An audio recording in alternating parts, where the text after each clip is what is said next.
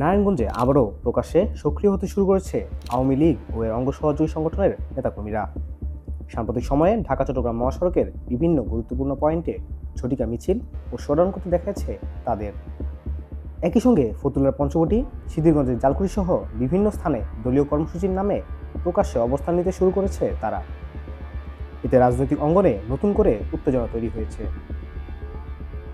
সবশেষ ফতুল্লার মিছিল ও নাশকতার প্রস্তুতিকালে ছাত্রলীগের 2 কর্মীকে আটক করে পুলিশের কাছে সোপর্দ করেছেন ছাত্রদলের নেতাকর্মীরা। একই দিন সকালে ঢাকা চট্টগ্রাম মহাসড়কে মিছিল করে স্বেচ্ছাসেবক লীগ। 2 দিন আগে কাঁচপুর সেতুর উপরেও মিছিল হয়। যুবলীগের নেতাকর্মীরা পঞ্চবটিতে মিছিল করেন।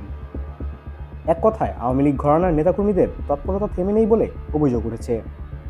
বিএনপি, জামায়াত ও এনসিপি নেতাকর্মীদের দাবি, পুলিশের উদাসীনতা এবং আইন শৃঙ্খলা পরিস্থিতির অবনতির সুযোগ নিয়েই আওয়ামী লীগের নেতাকর্মীরা ফের মাঠে নামার সাহস পাচ্ছে।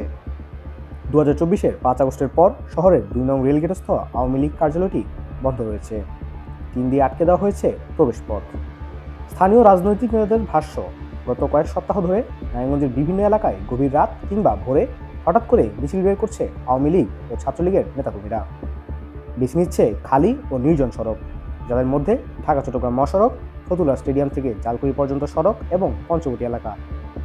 মিছিল শেষে দ্রুত এলাকা ত্যাগ করেন তারা। কখনো ঝটিকা মিছিল, আবার কখনো মশাল মিছিল বের করেন তারা।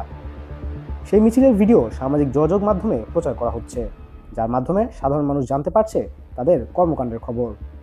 এভাবে প্রকাশ্যে বিচরণ করলেও আইন শৃঙ্খলা বাহিনী কার্যকর কোনো ব্যবস্থা নিতে পারছে না।